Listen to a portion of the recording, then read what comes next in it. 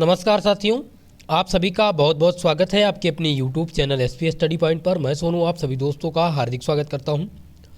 दोस्तों, आज की ये क्लास है BA BSc BCom third semester के लिए, जिसमें मैं आज अनिवार्य प्रश्न पत्र का क्वेश्चन पेपर डिस्कस करने वाला हूं।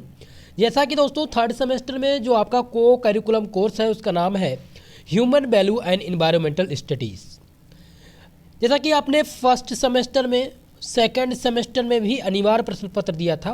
फर्स्ट सेमेस्टर में जो आपने अनिवार्य प्रश्न पत्र दिया था उसका नाम था फूड न्यूट्रिशन एंड हाइजीन। उसी प्रकार से सेकंड सेमेस्टर में जो आपने अनिवार्य प्रश्न पत्र दिया था उसका नाम था फर्स्ट एड एंड हेल्थ। ठीक उसी प्रकार से आपका थर्ड सेमेस्टर में भी एक अनिवार्य प्रश्न पत्र होगा human value and environmental studies. ठीक है दोस्तों, तो आप सबको तो पता ही होगा क्योंकि ये अनिवार्य प्रश्न पत्र इसका नाम है। अनिवार्य प्रश्न पत्र इसलिए नाम है क्योंकि ये पास करना आवश्यक है। केवल और केवल ये क्वालिफाइंग पेपर होता है। इसमें आपका जो मार्कशीट होता है उसमें इसके नंबर नहीं ऐड होते हैं। ठीक है, तो चलिए आज के इस क्वेश्चन पेपर को हम सॉल्व करने का प्रयास करेंगे। ये क्वेश्चन पेपर है अलीगढ़ यूनिवर्सिटी का। ठीक है, अलीगढ़ यूनिवर्सिटी अपना पेपर स्टार्ट कर चुकी है और वो अपना थर्ड सेमेस्टर और फर्स्ट सेमेस्टर का एग्ज़ाम ऑब्जेक्टिव पैटर्न पर करा रही है।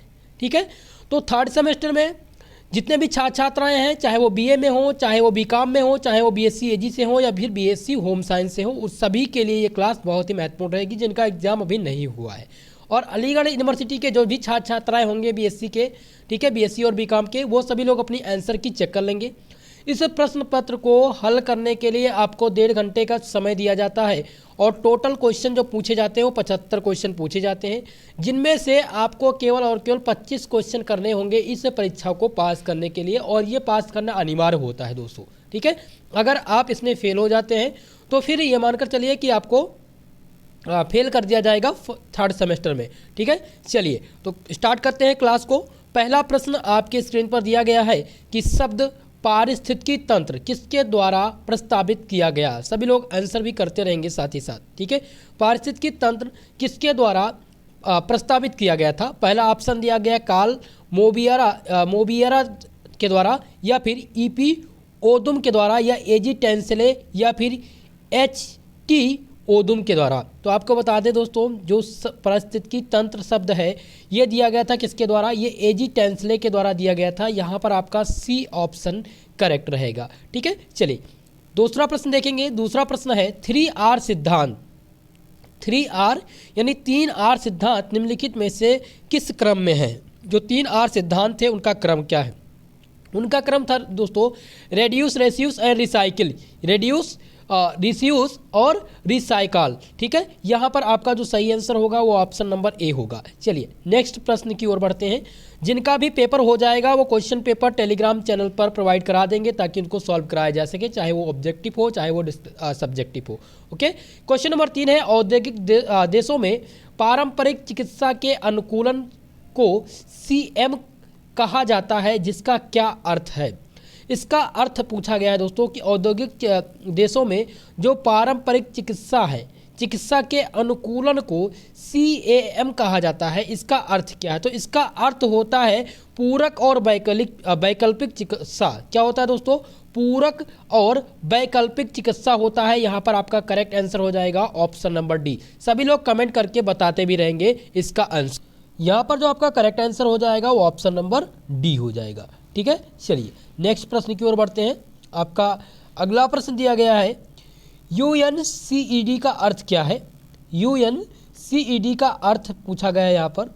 ठीक है, तो आपको इसका आंसर करना है दोस्तों। तो आपको बता दें UNCED का अर्थ होता है United nation conference on the environmental and development. यहाँ पर आपका जो सही आंसर होगा वो ऑप्शन नंबर बी सही होगा। करेक्ट आंसर हो जाएगा ऑप्शन नंबर बी, पर्यावरण और विकास पर संयुक्त राष्ट्र सम्मेलन करेक्ट आंसर रहेगा। चलिए नेक्स्ट प्रश्न की ओर चलते हैं। आपका पांचवा प्रश्न दिया गया है दोस्तों। पांचवा प्रश्न आपका है कि निम्नलिखित में से वन हानि का कारण नहीं है। वन हानि का कारण नहीं है लकड़ी की बढ़ती उपयोगिता या प्रजातियों की लुप्त होना, ईंधन की लकड़ी का व्यापक उपयोग, या खनन और बांध। दोस्तों आपको बता दें यहाँ पर जो क्वेश्चन पूछा गया है हानि का कारण नहीं है, नहीं पूछा गया है। तो कारण नहीं है लकड़ी का बढ़ता उपयोग, ये हानि का कारण नहीं है। यहाँ पर आपका करेक्ट आंसर हो जाएगा ऑप्शन नंबर ए। नेक्स्ट प्रश्न की तरफ बढ़ेंगे। आपका छठवां प्रश्न देखिए, पूछा गया है कि एक पारिस्थितिकी तंत्र में अधिक संख्या में परस्पर जुड़ी हुई श्रृंखलाएं मिलकर बनी होती हैं। ऑप्शन ए दिया गया है आपका नाइट्रोजन चक्र, कार्बन चक्र, खाद्य जाल या खाद्य श्रृंखला।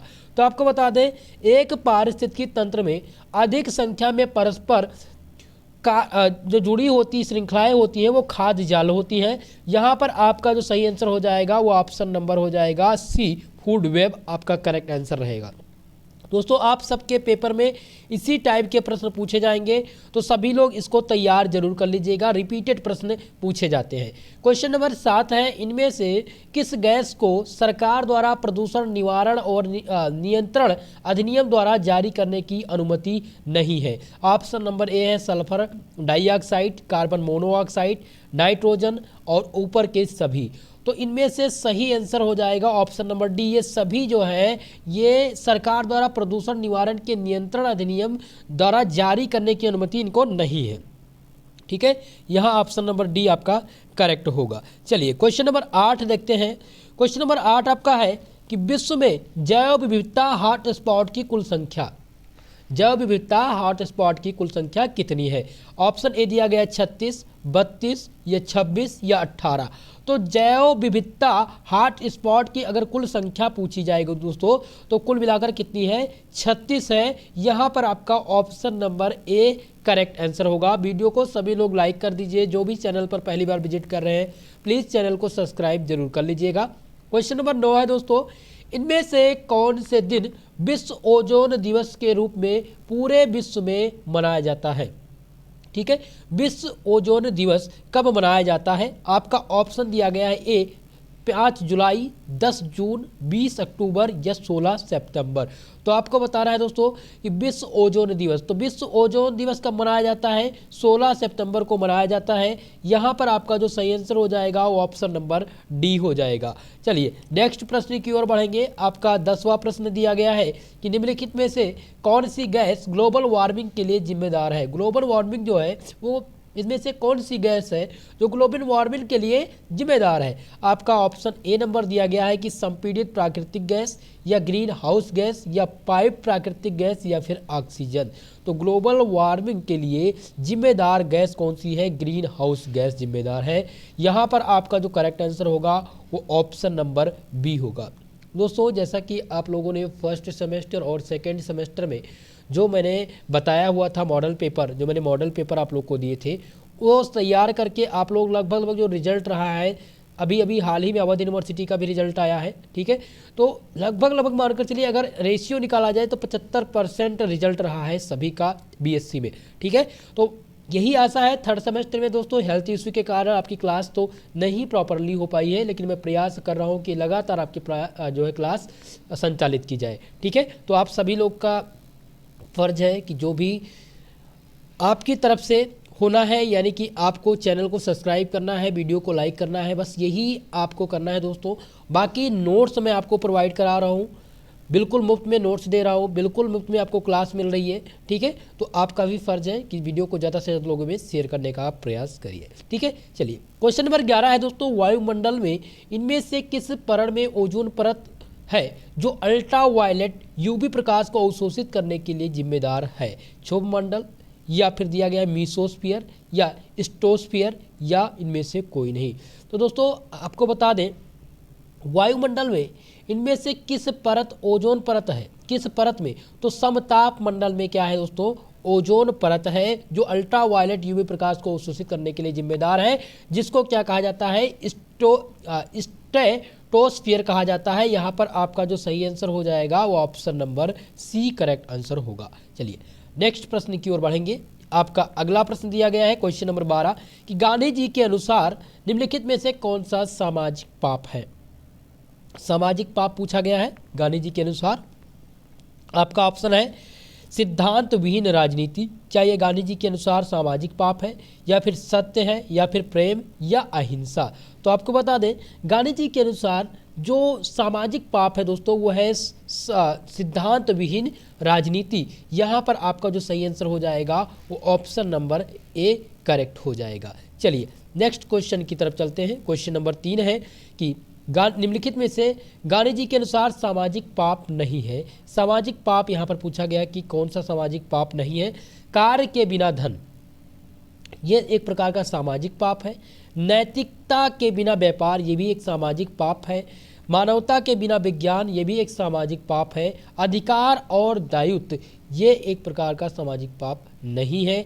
यहाँ पर आपका सही आंसर हो जाएगा option number D correct option हो जाएगा। ओके, चलिए नेक्स्ट प्रश्न की ओर बढ़ेंगे।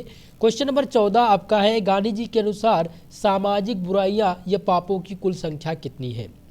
तो गांधी जी के अनुसार जो सामाजिक पापों और बुराइयों की संख्या है वो है दोस्तों 7 सामाजिक पाप और बुराइयां हैं गांधी जी के अनुसार। यहाँ पर आपका जो करेक्ट आंसर हो जाएगा वो ऑप्शन नंबर सी हो जाएगा। चलेंगे बढ़ेंगे अगले प्रश्न की ओर।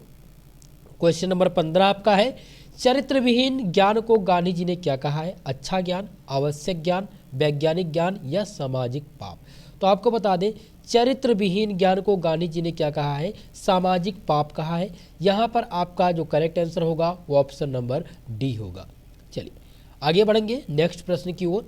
क्वेश्चन नंबर 12 आपका है कि गांधी जी के अनुसार निम्नलिखित में से कौन सा सामाजिक पाप है। सामाजिक पाप पूछा गया है, सिद्धांत विहीन राजनीति या फिर सत्य, प्रेम या अहिंसा। तो आपको बता दें आपका जो सही आंसर हो जाएगा वो आंसर नंबर आपका ए होगा, सिद्धांत विहीन राजनीति आपका करेक्ट आंसर होगा। ठीक है, चलिए आगे बढ़ेंगे। क्वेश्चन नंबर 15 आपका है दोस्तों कि चरित्र विहीन ज्ञान को गांधी जी ने क्या कहा है। तो चरित्र विहीन ज्ञान को कहा है सामाजिक पाप। क्या कहा है दोस्तों, सामाजिक पाप कहा गया है। यहाँ पर आपका सही आंसर होगा ऑप्शन नंबर डी। नेक्स्ट प्रश्न की ओर चलेंगे।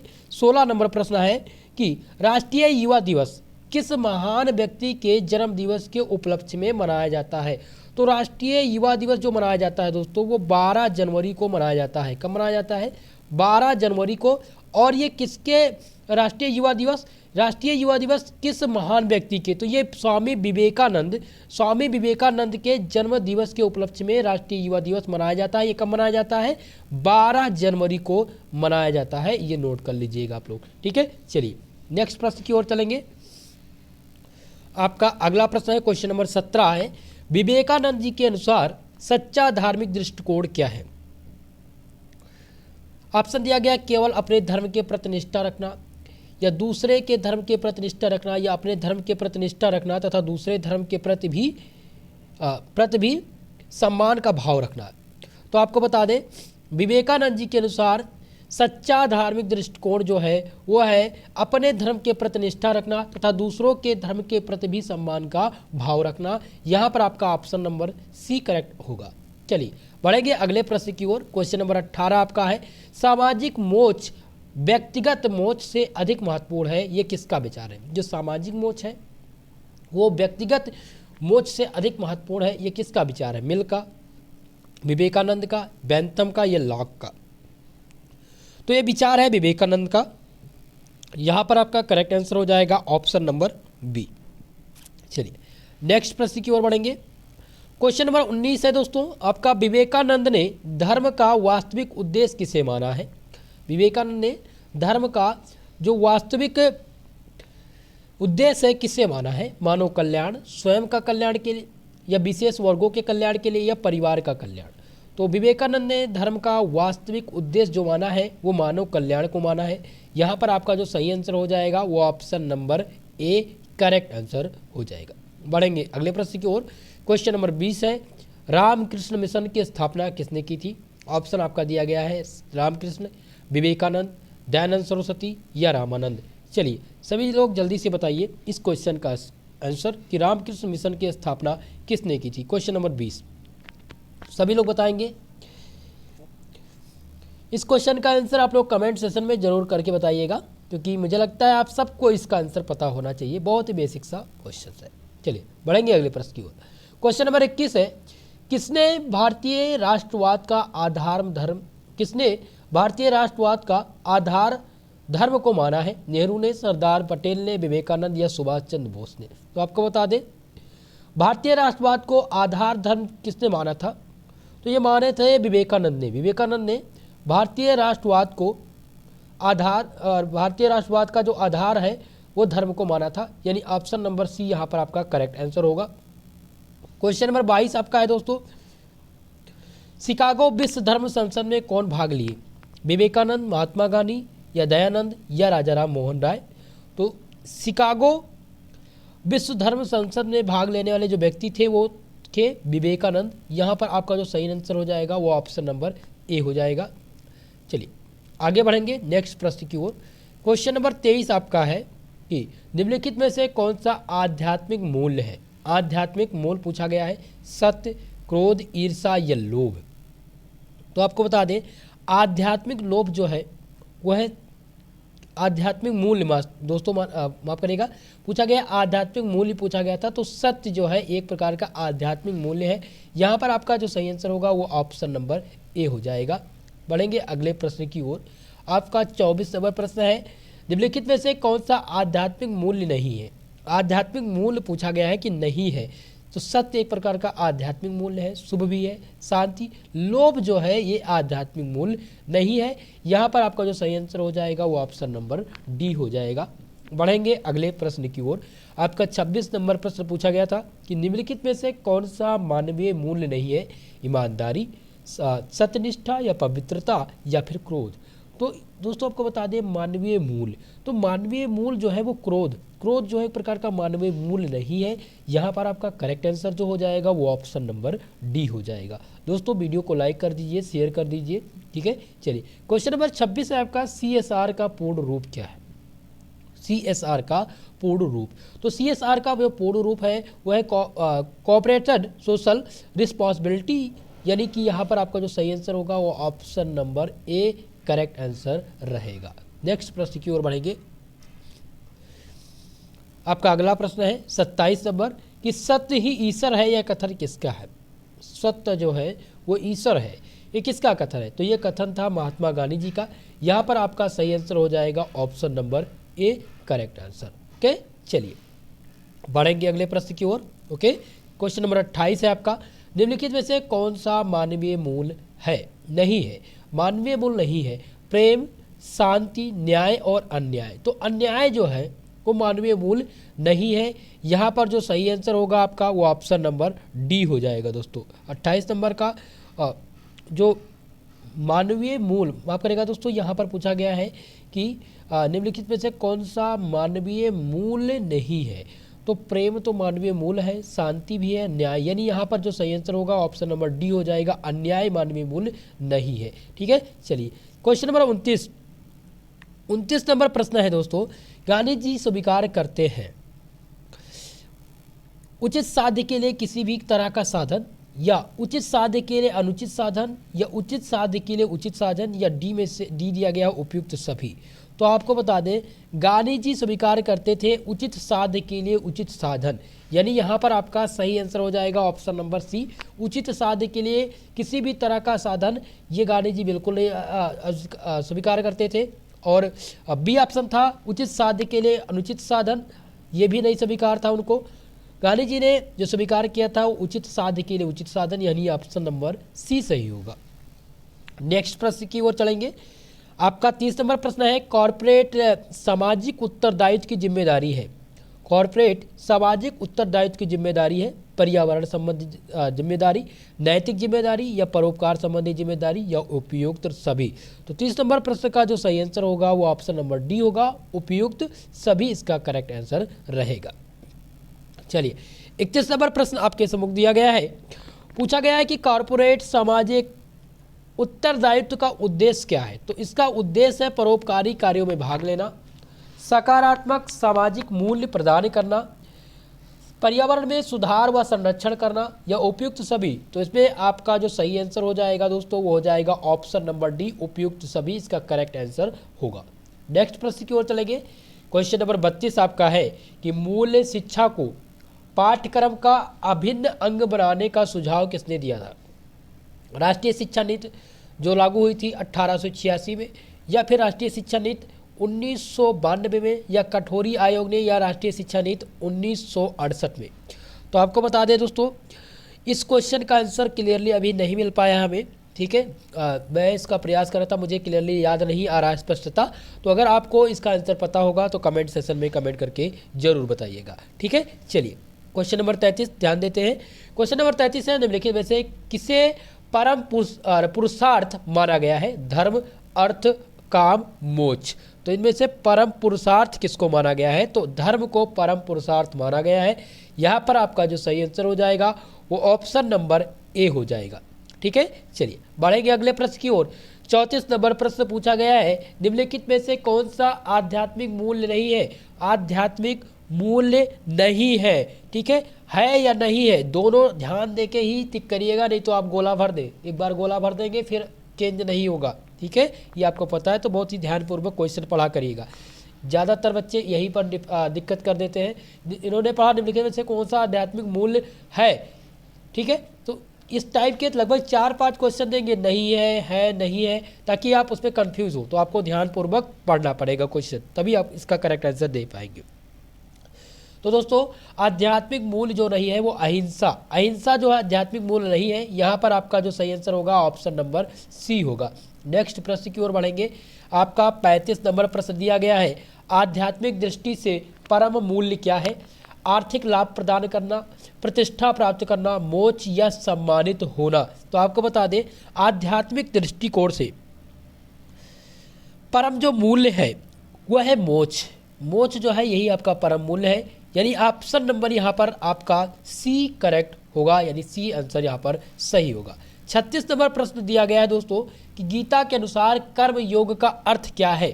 गीता के अनुसार कर्म योग का अर्थ, ऑप्शन दिया गया है निष्ठापूर्वक अपने सामाजिक कर्तव्यों का पालन करना, ये कर्म योग है, या केवल व्यक्तिगत लाभ के लिए कर्म करना, या फिर कर्म के प्रति आसक्त होकर कर्म करना, और डी दिया गया है कोई कर्म ना करना।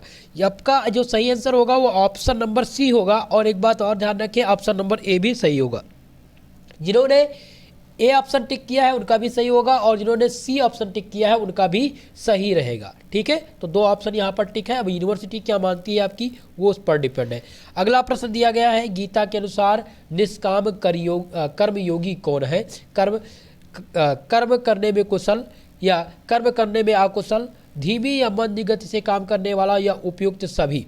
तो चलिए क्वेश्चन नंबर 37 का आंसर करिए आप लोग। तो यहाँ पर आपका जो सही आंसर हो जाएगा वो ऑप्शन नंबर डी होगा दोस्तों, क्योंकि गीता के अनुसार निष्काम कर्मयोगी है, कर्म में कुशल हो, कर्म करने में अकुशल भी हो तब भी चलेगा, और धीमी या मंद गति से काम करने वाला हो। तो यहाँ पर आपका डी नंबर सही होगा, ये सब पर लागू है, ठीक है। चलिए नेक्स्ट प्रश्न की ओर बढ़ेंगे। क्वेश्चन नंबर 38 है, निष्काम कर्मयोगी द्वारा कर्म किए जाते हैं व्यक्तिगत लाभ के लिए, पारिवारिक लाभ के लिए, लोक कल्याण के लिए, या इनमें से कोई नहीं। तो आपको बता दें दोस्तों इनमें से कोई नहीं इसका सही आंसर होगा। 38 नंबर का जो सही आंसर होगा वो इनमें से कोई नहीं, डी ऑप्शन करेक्ट होगा यहाँ पर, ठीक है। चलिए 39 नंबर प्रश्न है, भारत एक धार्मिक राष्ट्र है, हिंदू राष्ट्र है, या पंथ निरपेक्ष राष्ट्र है, या उपयुक्त सभी। तो आपको बता दें भारत एक धार्मिक राष्ट्र भी है, एक हिंदू राष्ट्र भी है, पंथ निरपेक्ष राष्ट्र है। तो यहाँ पर आप टिक करेंगे ऑप्शन नंबर डी को, ठीक है। करेक्ट आंसर होगा ऑप्शन नंबर आपका डी। चलिए अगले प्रश्न की ओर बढ़ते हैं। 40 नंबर प्रश्न है, बिल गेट किस देश के निवासी है? भारत, अमेरिका, कनाडा, या फिर पाकिस्तान। तो आपको बता दें बिल गेट्स जो थे दोस्तों वो अमेरिका के निवासी थे। कहाँ के निवासी थे? अमेरिका के निवासी थे। यहाँ पर आपका जो करेक्ट आंसर होगा वो ऑप्शन नंबर बी हो जाएगा 40 नंबर प्रश्न का, ठीक है। चलिए बढ़ेंगे अगले प्रश्न पर। बिल गेट्स संबंधित है, जो बिल गेट्स थे वो किससे संबंधित है? टाटा स्टील लिमिटेड से, माइक्रोसॉफ्ट से, या इन्फोसिस से, या उपयुक्त सभी। तो आपको बता दें जो बिल गेट्स हैं वो संबंधित है माइक्रोसॉफ्ट से। यहाँ पर आपका जो सही आंसर होगा वो ऑप्शन नंबर बी करेक्ट होगा, ओके। चलिए आप लोग कमेंट सेशन में बात मत करिए, ज़्यादातर प्रयास ये करिए कि क्लास पर आप निरंतर ध्यान दें, क्योंकि अगर क्लास पे ध्यान नहीं दे रहे हैं तो ये समझिए कि आप अपने साथ खिलवाड़ कर रहे हैं, आप आपस में बात कर रहे हैं, तो आपका भविष्य खतरे में है, ये समझिए। देखो आपके इस समय आपका एक एक मिनट बहुत ही बहुमूल्य है दोस्तों। अभी आपको नहीं समझ में आ रहा होगा कि शायद मैं क्या कर रहा हूँ, लेकिन कुछ समय बाद जब आप ग्रेजुएशन कर चुके होंगे तब आपको इसका पछतावा होगा कि हम इन 3 सालों में हमने क्या किया। तो अभी से, आज से ही लग जाइए। ये मत देखिए कि हाँ मैं कर क्या रहा हूँ, बस आपको ये देखना है कि मैं जो कार्य कर रहा हूँ वो सही है या गलत। अपने साथ नाइंसाफ़ी बिल्कुल मत करिएगा, ये मैं आपको बता दे रहा हूँ, ठीक है। जिन्होंने अपने साथ नाइंसाफ़ी किया, जिन्होंने अपने ऊपर खुद पर ना ध्यान दिया, वो समझ लो कि आपका यहीं से गलत निर्णय स्टार्ट हो गया है, और जब गलत रास्ते पे आप आ जाएंगे तो आपकी नैया फिर डगमगा जाएगी, ठीक है। तो मैं कहना मेरा यही है कि ज़्यादातर आप प्रयास करिए कि फोकस आप अपने कर्म पर करिए। आप स्टडी कर रहे हैं तो जितनी देर आप स्टडी करिए उतनी देर आप स्टडी पर ही ध्यान दीजिए। आपका एग्ज़ाम नज़दीक है, आपको परीक्षा देनी है, और ये सारी चीज़ें जैसे जब आप कंपटीशन लेवल की तैयारी करेंगे, ठीक है। कुछ बच्चे होंगे जो अभी से ही लग गए होंगे, जैसे कि विभिन्न क्षेत्र में एसएससी, बैंकिंग, रेलवे, ठीक है। या फिर कुछ लोग का सपना होगा यूपीएससी करने का, या फिर कुछ लोग एनडीए या नेवी में जाना चाहते होंगे, तो उनमें जीएस में ये सारी चीज़ें पूछी जाती हैं। तो इसीलिए नई शिक्षा नीति जो लागू हुई थी एनईपी, उसमें अनिवार्य प्रश्न पत्र लागू कर दिया गया ताकि आप इन सब चीज़ों से भी अवगत हो सके, यानी जो बेसिक जानकारी है देश विदेश की उसको भी आपको मिल सके, ठीक है। तो इसीलिए मेरा कहना ये है कि आप लोग प्रॉपरली क्लास पर ध्यान दें। धीरज खासकर मैं आपके लिए बता रहा हूँ। देखो बेटा, दिक्कत आपको होगी, आपको मैं देखता हूँ क्लास में केवल और केवल आप सब बात करते हैं। मैं बहुत स्टूडेंट हैं, सभी का नाम लेना उचित नहीं है, ठीक है। और लेने का मैं प्रयास भी करूँगा, क्योंकि कल से जब लाइव क्लास होगी तो मैं ज़रूर आप लोग को बताऊँगा कि आप लोग क्या कर रहे हैं, ठीक है। तो मेरा प्रयास यही रहेगा कि आप लोग कोऑपरेट करेंगे और क्लास को ध्यान से देखेंगे, ठीक है। 42 नंबर प्रश्न है, अजीज प्रेम जी किस कंपनी के चेयरमैन है? विप्रो या इन्फोसिस या माइक्रोसॉफ्ट या टाटा स्टील? तो आपको बता दें दोस्तों कि अजीज प्रेम जी जो थे वो है विप्रो कंपनी के चेयरमैन। यहाँ पर आपका जो सही आंसर हो जाएगा वो option number A correct option हो जाएगा, ओके। चलिए नेक्स्ट प्रश्न की ओर बढ़िए। क्वेश्चन नंबर 43, मिसाइल मैन के नाम से जाना जाता है। तो मिसाइल मैन के नाम से किसको जाना जाता है? भाई एपीजे अब्दुल कलाम को माना जाता है। ऑप्शन नंबर यहाँ पर आपका करेक्ट आंसर हो जाएगा ऑप्शन नंबर बी, ठीक है। चलिए आगे बढ़ेंगे नेक्स्ट प्रश्न की ओर। आपका अगला प्रश्न है 44 नंबर। इसमें से सही उत्तर आपको चुनना है, ठीक है। सही उत्तर चुनना है।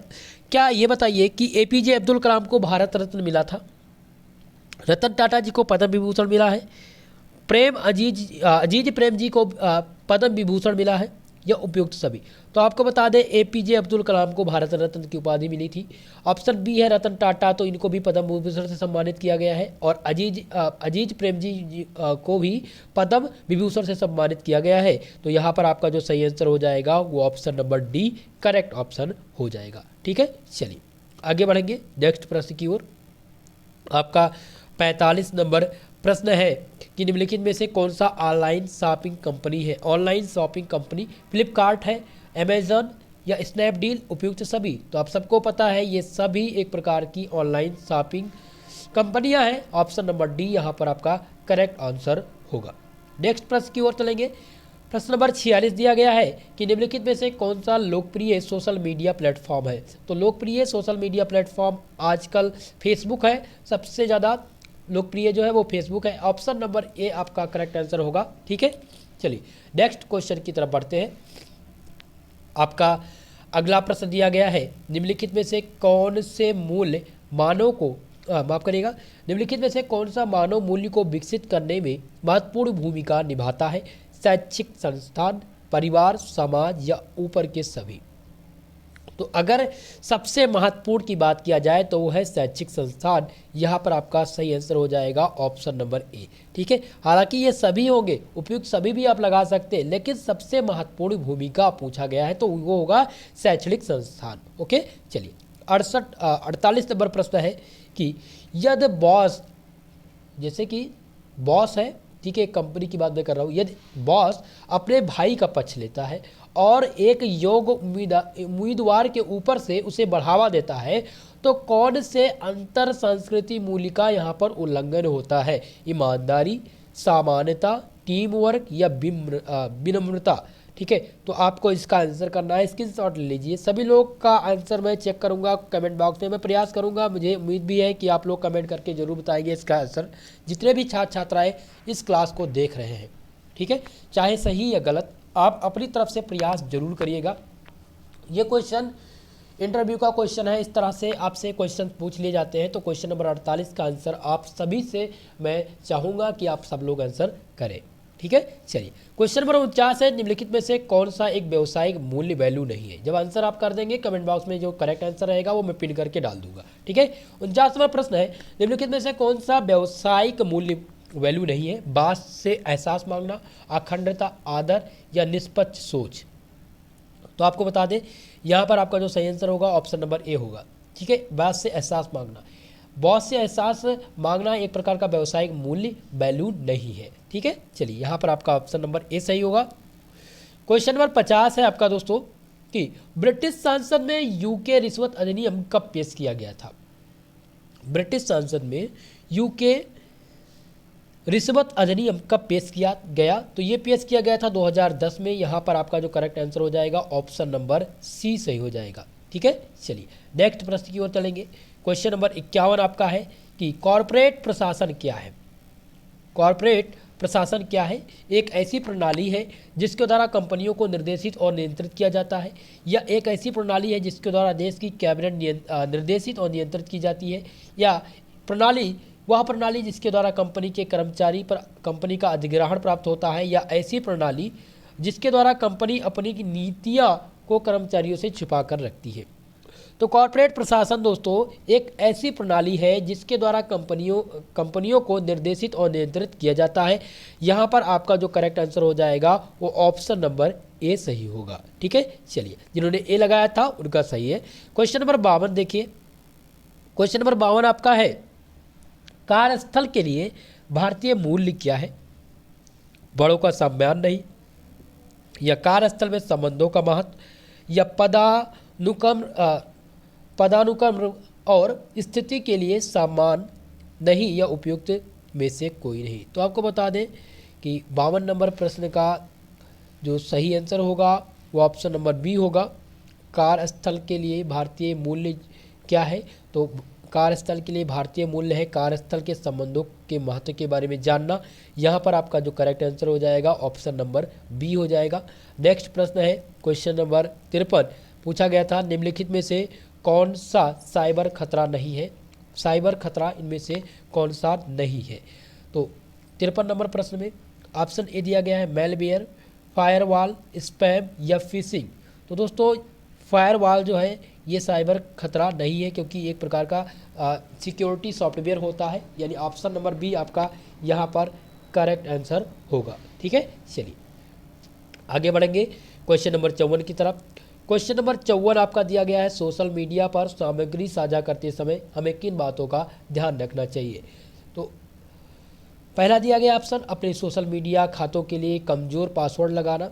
ऑप्शन बी है इंटरनेट पर न्यूनतम मात्रा में व्यक्तिगत जानकारी देना। ऑप्शन सी है गोपनीयता नीति और सेवा के शर्तों के बारे में समीक्षा करना। और डी दिया गया उपयोग में न होने पर social networking site log of कर देना। तो आपको बता दें सोशल मीडिया पर सामग्री साझा करते समय हमें इंटरनेट के न्यूनतम मात्रा में व्यक्तिगत जानकारी देनी चाहिए। और ऑप्शन सी है गोपनीयता नीति और सेवा के शर्तों की समीक्षा करनी चाहिए। यहाँ पर दो ऑप्शन आपके सही आएंगे, और ये आपकी यूनिवर्सिटी पर डिपेंड है। जिन्होंने बी लगाया था उनका भी सही रहेगा, और सी जिन्होंने लगाया है उनका भी ऑप्शन सही होगा, ठीक है। चलिए नेक्स्ट प्रश्न आपका दिया गया है दोस्तों 55 नंबर, महात्मा गांधी के अनुसार ज्ञान व्यर्थ है, अंतरात्मा की आवाज़, नैतिकता, सिद्धांत या चरित्र। तो महात्मा गांधी जी के अनुसार बिना नैतिकता के ज्ञान जो है वो व्यर्थ है, यानी ऑप्शन नंबर आपका यहाँ पर बी करेक्ट आंसर रहेगा। नेक्स्ट प्रश्न की ओर बढ़ेंगे। 56 नंबर प्रश्न आपका है दोस्तों कि गेहूं खाने वाले कबूतर निम्नलिखित में से किसमें शामिल है। अपघटक, प्राथमिक उपभोक्ता, प्राथमिक उत्पादक या द्वितीयक उपभोक्ता। तो चलिए सभी लोग आंसर करेंगे 56 नंबर प्रश्न का। तो बता दें आपको दोस्तों कि गेहूं खाने वाले कबूतर निम्नलिखित में से जो शामिल होते हैं वो प्राथमिक उपभोक्ता में शामिल होते हैं, यानी ऑप्शन नंबर ए आपका, ऑप्शन नंबर बी यहाँ पर करेक्ट आंसर होगा, जिसमें पेड़ पौधे और अनाज शामिल होते हैं। ठीक है, चलिए नेक्स्ट प्रश्न की ओर बढ़ेंगे। क्वेश्चन नंबर 57 आपका है, पारिस्थितिकी पिरामिडों में निम्न में से उच्चतम स्तर पर किसे रखा गया है? शाकाहारी, मांसाहारी या प्राथमिक और माध्यमिक उत्पादक या प्राथमिक और द्वितीयक उपभोक्ता? तो आपको बता दें पारिस्थितिकी पिरामिडों में उच्चतम स्तर पर मांसाहारी को रखा गया है। यहाँ पर आपका करेक्ट आंसर हो जाएगा ऑप्शन नंबर आपका बी। ओके, चलिए नेक्स्ट प्रश्न की ओर बढ़ेंगे। क्वेश्चन नंबर 58 है, परितंत्र में इनमें से ऊर्जा का स्रोत क्या है? परितंत्र में इनमें से ऊर्जा का स्रोत, तो ऊर्जा का स्रोत एटीपी है, सूर्य या हरे पौधे हैं या फिर चीनी है? तो आपको बता दें 58 नंबर प्रश्न का जो सही आंसर होगा वो होगा ऑप्शन नंबर बी, सूर्य जो है वो परितंत्र में ऊर्जा का प्रमुख स्रोत है। ऑप्शन बी यहाँ पर आपका करेक्ट आंसर होगा। 59 नंबर प्रश्न पूछा गया है दोस्तों, विश्व पर्यावरण दिवस कब मनाया जाता है? 16 सितंबर या फिर 12 मार्च, 10 अक्टूबर या 5 जून? तो आपको बता दें विश्व पर्यावरण दिवस जो मनाया जाता है वो 5 जून को मनाया जाता है। आपका ऑप्शन नंबर डी यहाँ पर करेक्ट आंसर रहेगा। नेक्स्ट प्रश्न की ओर बढ़ेंगे। क्वेश्चन नंबर 60 है, प्राकृतिक संसाधन संरक्षण का प्रमुख कारण क्या है? ऑप्शन दिया गया है आपका, पारिस्थितिकी संतुलन में व्यवधान के लिए, जैविक विविधता के संरक्षित करने के लिए, या फिर पर्यावरण गुणवत्ता में व्यवधान के लिए, या जैविक प्रजाति को रोकने के लिए। तो आपको बता दें कि प्राकृतिक संसाधन संरक्षण का जो प्रमुख कारण है वो है जैव विविधता को संरक्षित करना, जैव विविधता को संरक्षित करना। ऑप्शन नंबर बी आपका यहाँ पर करेक्ट आंसर होगा 60 नंबर क्वेश्चन का। ठीक है, चलिए नेक्स्ट प्रश्न की ओर बढ़ेंगे। आपका 61 नंबर प्रश्न दिया गया है दोस्तों कि खाद्य श्रृंखला में निम्नलिखित में से किसकी जनसंख्या सबसे अधिक होगी? अपघटक, प्राथमिक निर्माता, प्रकाश संश्लेषक जीव या माध्यमिक उपभोक्ता? तो आपको बता दें कि इनमें से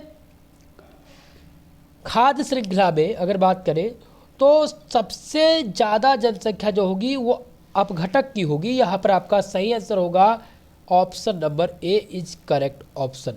ठीक है, चलिए नेक्स्ट प्रश्न की ओर बढ़ेंगे। क्वेश्चन नंबर 62 दिया गया है, परितंत्र इकोसिस्टम में निम्न में से क्या आता है? परितंत्र इकोसिस्टम में निम्न में से क्या आता है? जैविक घटक, अजैविक घटक या ए व बी दोनों या इनमें से कोई नहीं? क्वेश्चन नंबर 62 का जो सही आंसर होगा वो ऑप्शन नंबर सी होगा। इसमें जैविक और अजैविक दोनों घटक शामिल हैं। ऑप्शन यहाँ पर करेक्ट आंसर हो जाएगा ऑप्शन नंबर सी। ठीक है, चलिए नेक्स्ट प्रश्न की ओर बढ़ेंगे। क्वेश्चन नंबर 63 है दोस्तों, IUCN का पूर्ण रूप क्या है? IUCN का पूर्ण रूप क्या है? तो IUCN का जो पूर्ण रूप है वो international union for conservation of nature and natural resources है। यानी यहाँ पर आपका जो सही आंसर हो जाएगा 63 नंबर का वो ऑप्शन नंबर बी हो जाएगा। बी नंबर आपका करेक्ट ऑप्शन यहाँ पर रहेगा। ठीक है, चलिए नेक्स्ट प्रश्न की ओर बढ़ेंगे। क्वेश्चन नंबर 64 आपका दिया गया है कि निम्नलिखित में से कौन सा मानवीय मूल है? सैद्धांतिक मूल, आर्थिक मूल, सौंदर्य मूल या ऊपर से सभी? तो आपको बता दें कि निम्नलिखित में से मानवीय मूल ये सभी है। एक सैद्धांतिक मूल भी मानवीय मूल है, आर्थिक मूल, सौंदर्य मूल। तो यहाँ पर आप टिक करेंगे option number D. Option number D आपका यहाँ पर करेक्ट आंसर रहेगा। ठीक है, चलिए 65 नंबर प्रश्न देखिए। 65 नंबर प्रश्न पूछा गया है दोस्तों, सूची को यहाँ पर सूची नंबर फर्स्ट को सूची नंबर सेकंड के साथ सुमेलित करना है आपको। यहाँ पर दिया गया है मॉन्ट्रियल प्रोटोकॉल। तो मॉन्ट्रियल प्रोटोकॉल जो था वो ओजोन के रिक्तीकरण के लिए था। मॉन्ट्रियल प्रोटोकॉल ओजोन के रिक्तीकरण के लिए था। अगर बात करें रियो प्रोटोकॉल के लिए तो ये पर्यावरण और सतत विकास के लिए है। ये पर्यावरण और सतत विकास के लिए है। बात करें ऑप्शन नंबर सी दिया गया था क्योटो प्रोटोकॉल। तो क्योटो प्रोटोकॉल जो था वो ग्रीन हाउस गैस के उत्सर्जन से संबंधित था। पेरिस समझौता जो था वो जलवायु परिवर्तन समन और आकूलन के लिए था। तो यहाँ पर जो ऑप्शन सही था तो यहाँ पर जो ऑप्शन क्या सही है दोस्तों, हम बात करें यहाँ पर जैसा कि मैंने बताया option number A Montreal protocol, तो ये संबंधित है ओजोन के रिक्तीकरण से, यानी ए नंबर का जो सही होगा वो ऑप्शन नंबर 4 होगा। अगर बात करें बी, ऑप्शन नंबर बी का दिया गया है रियो बैठक, तो रियो बैठक में पर्यावरण संरक्षण सतत विकास पर संबंधित था, तो ये आपका पहला हो जाएगा।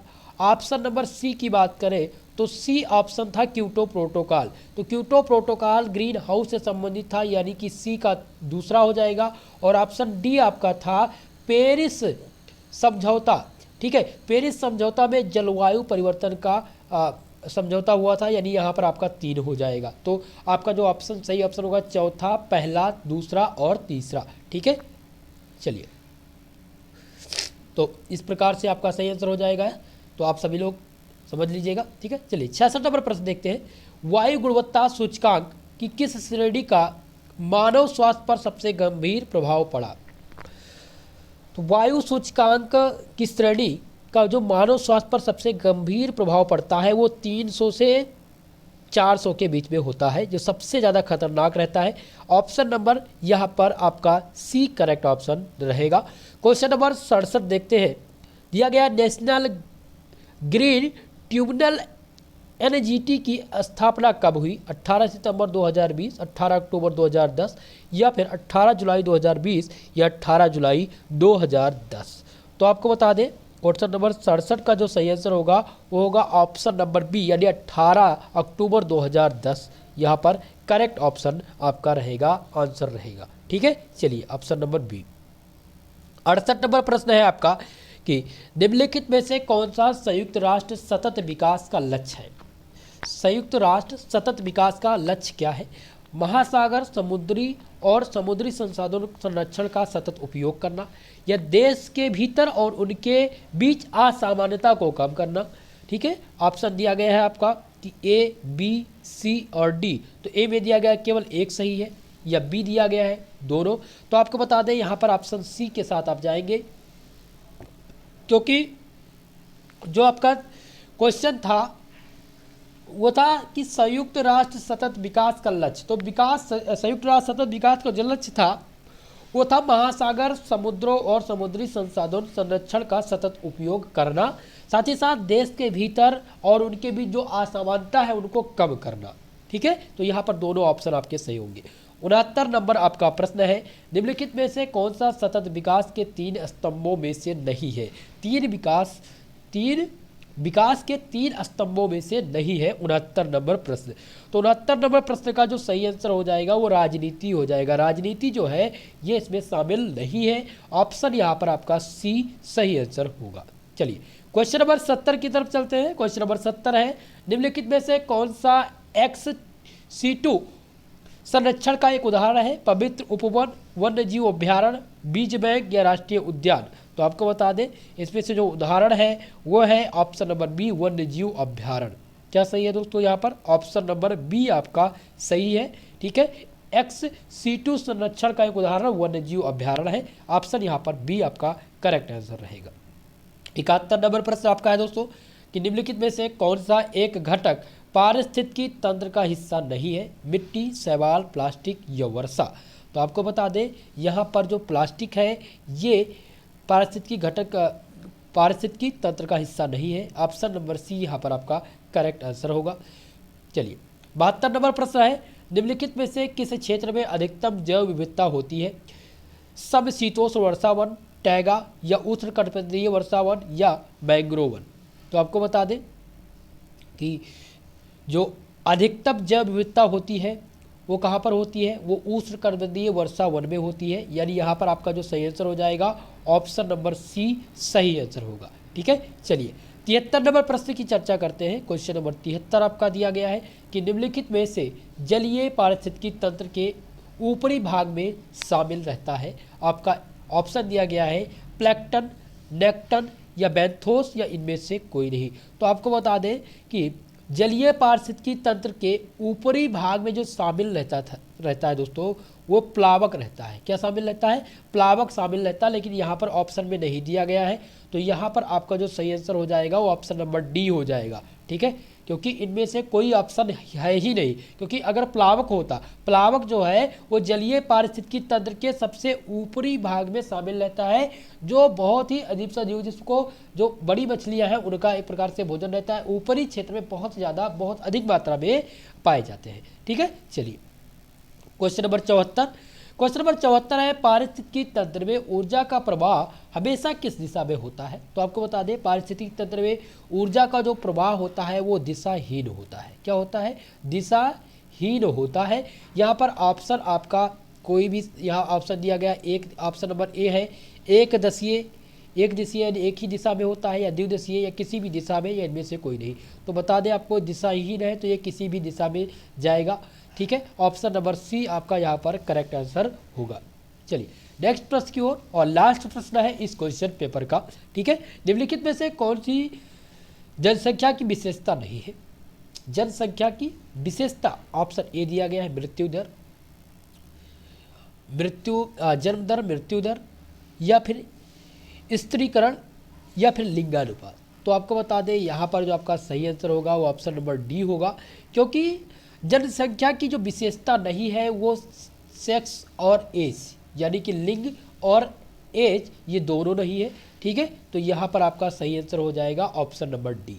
आज के इस प्रश्न पत्र को मैंने सॉल्व करा दिया है। 75 प्रश्न पूछे जाते हैं आपके एग्जाम में, चाहे आपका एग्जाम रिटन पैटर्न पर हो चाहे ऑब्जेक्टिव हो, सभी में ऑब्जेक्टिव प्रश्न ही पूछे जाएंगे अनिवार्य प्रश्न पत्र में। ठीक है दोस्तों, तो इसका पीडीएफ आपको टेलीग्राम चैनल पर मिल जाएगा। टेलीग्राम चैनल का लिंक डिस्क्रिप्शन बॉक्स में दिया गया है।